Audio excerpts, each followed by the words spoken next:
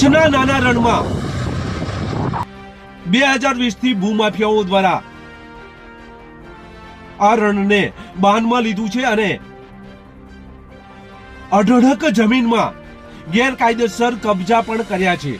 કેટલીક જગ્યાએ આ ગેરકાયદેસર કબજાને લઈને માથાકૂટો પણ થઈ છે, ફાયરિંગો પણ થયા છે અને ફરિયાદો પણ નોંધાઈ છે, છતાં પણ આ ગેરકાયદેસર દબાણ હટાવાયા નથી. નાના રણની વાત કરવામાં આવે તો હાઈકોર્ટમાં આ મામલો પહોંચ્યો હતો અને ત્યારબાદ આ વિસ્તારના દબાણો છે એ હટાવવામાં આવ્યા હતા, પરંતુ ત્યારબાદ આ દબાણો ફરી એ જ સ્થિતિએ તેનું નિર્માણ થયું છે અને ફરી આ દબાણદારો નાના રણની જમીનને બાનમાં લીધી છે. ત્યારે એનજીટી ના આદેશથી એક કમિટી રચવામાં આવે છે, જીપીસીબી, અને તેના દ્વારા બનાસકાંઠામાં આ દબાણ દૂર કરવામાં આવી રહ્યું છે, જેની આજે વાત કરવી છે. નમસ્કાર, ક્રાઇમ આવાજ ન્યૂઝમાં તમારું સ્વાગત છે. હું છું તમારો નાનજીભાઈ ઠાકોર. આમ તો કચ્છના નાના રણની વાત કરીએ તો બનાસ નદીનો અવરોધ પણ રોકી દેવામાં આવ્યો છે. આ બનાસ નદીના અવરોધમાં ઝીંગા કે રણમાં ઉત્પન્ન થતા જીવજંતુઓનો નાશ પણ થયો છે. કેટલાક પ્રાણીઓ આ અવરોધ થતા પીવાનું પાણી પણ મળતું નથી અને આ વન્યજીવો ઓછા થઈ ગયા હોય તેવું જોવા મળી રહ્યું છે. ત્યારે 2020નો જ્યારે લેન્ડ ગ્રેબિંગ એક્ટનો કાયદો આવ્યો ત્યારે આ રણમાં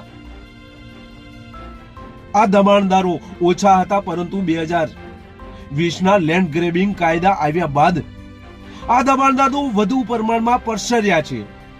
કચ્છના નાના રણની વાત કરવામાં આવે તો સુરેન્દ્રનગર જિલ્લો, સાતલપુર એટલે કે પાટણ જિલ્લો અને બનાસકાંઠા જિલ્લો, આ 3 જિલ્લાનો સમાવેશ થાય છે. પાટણ જિલ્લાના સાતલપુર તાલુકાની વાત કરીએ તો પીપરાડા નજીક આવેલું જે રણનું કાંધી છે ત્યાં પણ કેટલાક ગેરકાયદેસર અગરિયાઓ પ્રવેશી આ રણની જમીનને બાનમાં લીધી હતી અને ત્યારબાદ આ પિટિશન થયા બાદ આ દબાણદારોને હટાવવામાં આવ્યા હતા, પરંતુ આ દબાણદારો આ વર્ષે જે સ્થિતિનું અગાઉ નિર્માણ હતું તેથી પણ વધુ આવા ભૂમાફિયાઓ પ્રવેશી ગયા હતા. ત્યારે આ બાબતે રજૂઆતો પણ કરવામાં આવી હતી અને આ રજૂઆતને લઈને એનજીટી દ્વારા તપાસના આદેશ આપવામાં આવ્યા છે. તપાસ બાદ રચાયેલી જીપીસીબી બોર્ડની તપાસ કચ્છના નાના રણમાં કરી રહી છે. હાલ તો આ કચ્છના નાના રણની વાત કરવામાં આવે તો સુઈગમ તરફ આવેલા રણમાં આ જીપીસીબી દ્વારા ગેરકાયદેસર જે અગરિયાઓએ આ જમીનો પચાવી હતી તેના પારાઓ તોડવામાં આવી રહ્યા છે.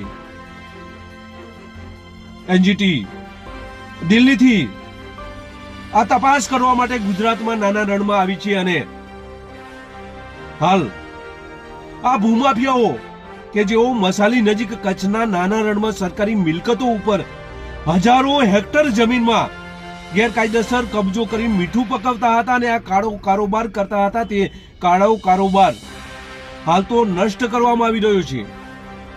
ભૂમાફિયાઓ અવર જવર કરવાના કારણે આ રક્ષિત ઘુડખર અભયારણ્ય, આશિત ઘુડખર સહિતના જે વન્ય જીવો છે તેનું અસ્તિત્વ ઉપર વધારે ખતરો છે તેવું રજૂઆત દિલ્હીમાં કરવામાં આવી હતી અને ત્યારબાદ એનજીટી દ્વારા એક કમિટી નીમવામાં આવી છે અને આ કમિટી દ્વારા આ દબાણો દૂર કરવા માટે આદેશ આપવામાં આવ્યા છે. ત્યારે 2-3 દિવસથી સુઈગામ નજીક આવેલ મસાલીનું જે રણ છે ત્યાં